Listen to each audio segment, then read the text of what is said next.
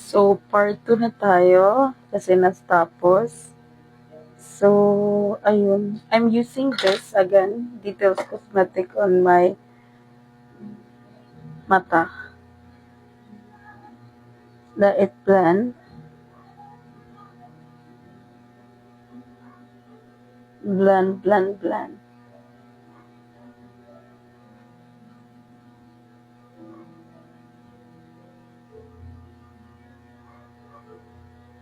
So, ayun na nga.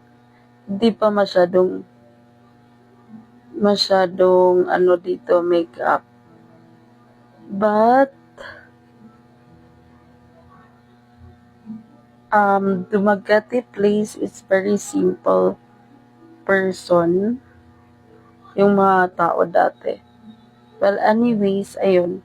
Tapos, until paunti-unti na, after pandemic, ang dami na nang paunti-unti nang maybe because of the influence of the people. That's why. But, I'm so happy kasi ang dami ng confident to make up. And, dati kasi, definition ng mga sa generation namin being simple, no makeup, no makeup, no lipstick. That's the definition of beauty dati. But right now, kahit isa na talaga siya sa nagpapa-confident ng mga tao ngayon. Hindi ko alam kung may sense ako kausap. But like what I mentioned, paiba-iba yung. And guess what? I really enjoy putting makeup on my under eye. Yung sa eye bag. Kasi parang siya, it really helps na hindi klaro yung eye bags mo. Sabi ng kasamahan ko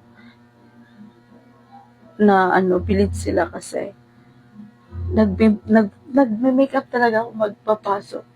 Sa anong oras kayo mag-prepare ganun? Sabi ko ganitong oras, ganyan.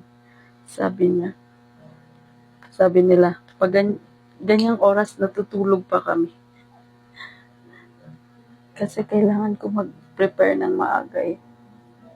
Due to, wala lang, gusto ko talaga maganda. Sure, kahit walang makeup, maganda pa rin tayo. Pero gusto ko yung very presenting.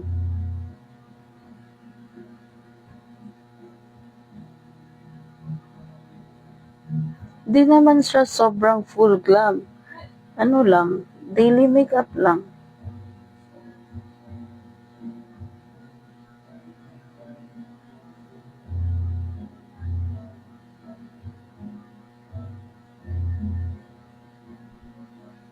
Ayun, diba?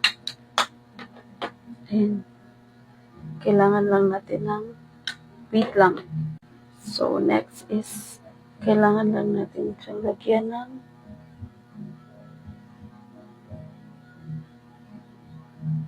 pasidlak.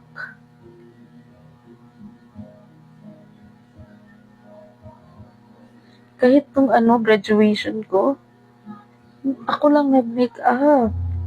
Kasi nahihiya ako magpa-makeup.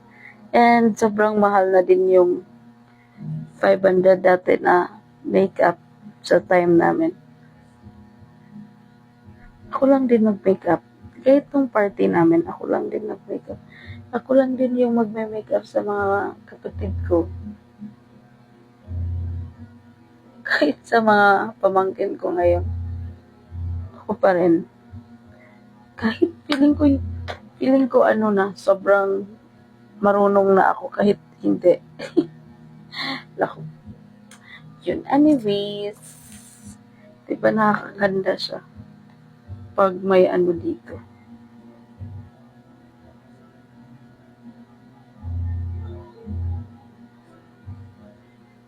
Nakakaganda talaga siya eh. For me, ha.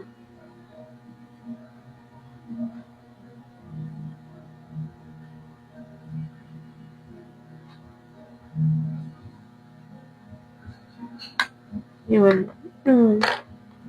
Sino mama mo? So, maglalagay ako ng powder. Yung problema ko dito is magkikiki siya eh. So, ini suggestion. Magkikik siya. Well, anyways, naubusan kasi ako ng nung tawag dun, setting spray.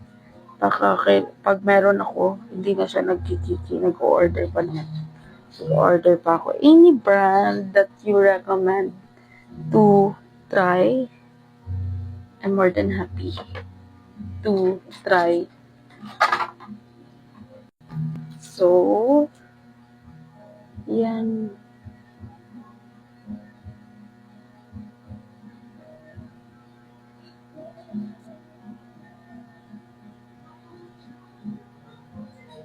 Merry Christmas, everyone. Ilang days na lang. And it's Christmas.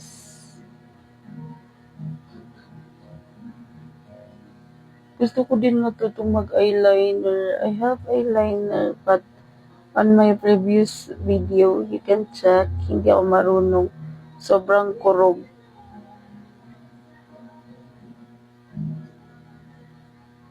Feeling ko mas okay kung pencil gagamitin ko.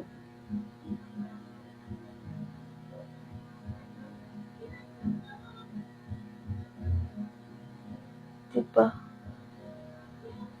And like I mentioned, back tayo. Pero, hindi naman lahat ng tao dito hindi nagme-makeup. Nagme-makeup naman dati. May iba nagme-makeup. Especially, kasi yung school namin, meron ding madaming international school. So, mostly nung time na yun, ang daming Korean. As in, sobrang ganda ng nila, yung makeup nila. As in, parang yung makeup nila may glitters na nung time na yun.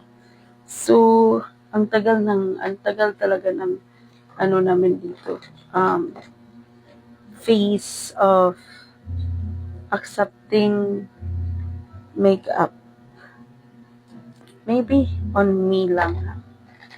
Pero, yung sabi ko, nung pandemic, ang dami ng mga batang na open na lahat. So, ngayon, meron na kaming Watsons and yung mga supermarket namin, updated na yung brand na ng makeup. Like I mentioned, dati hindi ganun ka dami. So here, and let's do our final touch for lipstick.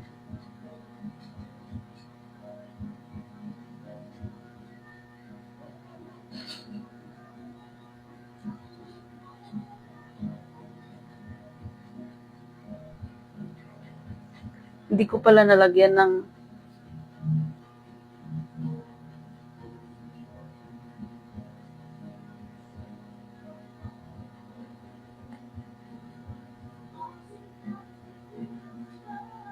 this is from Maybelline.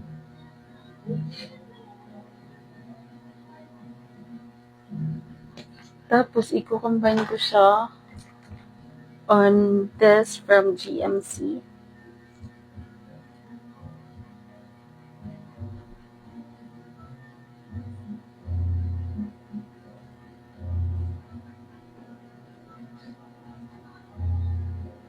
Diba? Ang ganda ng color niya.